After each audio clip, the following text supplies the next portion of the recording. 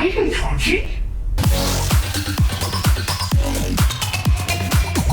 zombies! Okay, the entire world has been requesting that I do Pennywise from the new It movie, but I was not planning on doing it. I try to avoid doing tutorials on things that I know every other YouTuber will be working on at the same time, and I either just don't do them ever, or I'll do it at a different time. And there is already a million people who've recreated Pennywise. However, after I saw the movie, I was so pleasantly surprised by it that I felt super motivated to do a tutorial. I figured that they were going to Hollywoodize the crap out of the original TV miniseries, but I think that they took that and made it way creepier, all while taking chances that the average horror movie today does not take. It's not a perfect movie by any means, but I really, really enjoyed it. Also, this is not sponsored, I just fluff and love movies if that isn't obvious by now. Anyway, my self-compromise to do Pennywise in the midst of everyone else doing Pennywise is that I wanted to go with a more glam version. I think this will be easier for most people to do for Halloween, and fun for those who prefer a bit of glam with their gore. Plus, there's already like 6 clowns on this channel, I think. 6? 5? 6? 6. And they're all creepy, so we needed like a slightly cuter one, you know? Taking the teeth out also ups the glam factor in this look quite a bit, but you know, I had to leave some creepy in there. Ripley is a clown. Okay, let's get into it. This was how I had my makeup earlier in the day for Life Things, and I knew a lot of it I'd be completely redoing if I took it off and started from scratch, which seems like a huge waste of time to me, so I left it on and I will work off of that. Won't change the instruction for you guys though, so it's no biggie. Start by blocking your brows. You can do that by brushing your brow hairs up flat, then layering glue stick and translucent powder on top until they're covered and smooth. Mine got lost in the Bermuda Triangle, like most things do, so I can skip that step. Then I am paling up my base, or in your case, you can just go straight for lighter foundation. Lighter in my case is white, but I did a couple of layers of that on the higher center areas to keep a natural contour around the perimeter of my face, and blended that out with a beauty blender.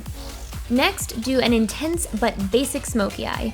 The way I do mine is generally drawing on my lid with black liner to keep the base dark, and then blend out above that with a black shadow. I usually use a transition color, but skipped that today because I wanted the contrast to be more stark. If you want a more thorough description of this, check for a link in the description to a dedicated video on Le Smoky Eye. Then I'm using a red water-activated paint, but you could use any other makeup product that's red and eye safe, and I'm simply drawing the same lines Pennywise has. Watch out though, because smearing red anything is the biggest pain in the butt to correct. I fluffed up several times around my invis-brows, and I wanted to rage quit. Fill in your lips with red. I already have that going on, obviously, but I just cleaned up the liner area a bit. Draw on the nose using a reference picture of Pennywise as your guide. And next, I'm using a black water-activated paint to outline all of our red areas. This just makes the makeup look a bit more finished and mutes the red a little, which is good because the red in Pennywise's makeup is actually on the darker side anyway. Now, you could leave it here and be done. It's really quite simple, which I'm sure they kept the design simple on purpose so that it was easy for people to replicate. That's how you make shit iconic. But I feel this wasn't enough to call it a glam Pennywise, so we're whipping out the glitter.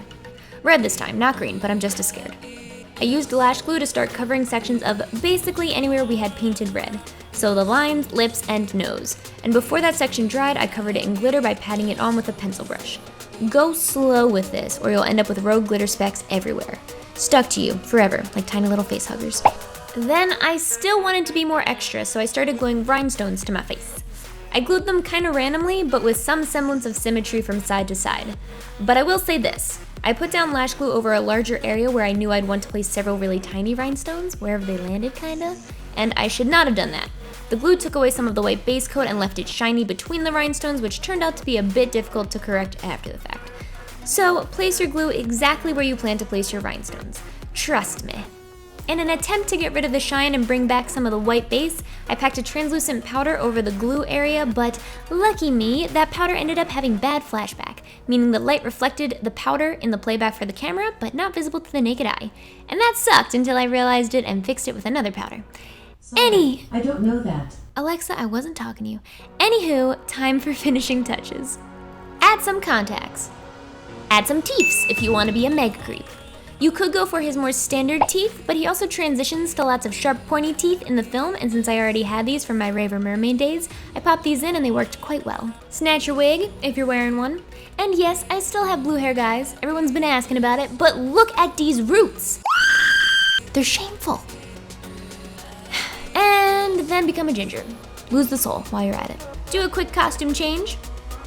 add some sort of glam color, and you've done it. Like it. You've done it. You've done it. 'Cause you're it. Pennywise, that's it. If you're new to the channel, subscribe before Halloween fun begins. If you are Stephen King or you don't want to float too, leave a like or comment below, and I will see you zombies in the next video. That rhymed. Okay, bye.